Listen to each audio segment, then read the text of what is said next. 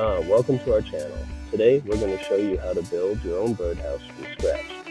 Whether you're a seasoned woodworker or just getting started, this step-by-step tutorial will guide you through the process. First, gather all your materials. You can find pre-cut birdhouse kits at some stores, but today we'll be building from scratch. Once your pieces are cut, sand the edges to ensure a smooth finish. Using wood glue and nails or screws, attach the sides to the base. Make sure everything is secure.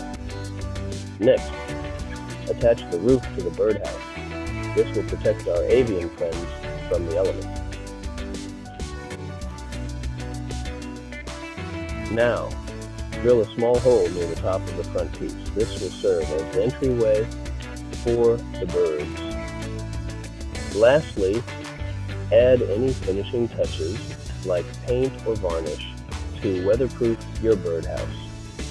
And there you have it, your very own DIY birdhouse, ready to welcome feathered visitors to your garden.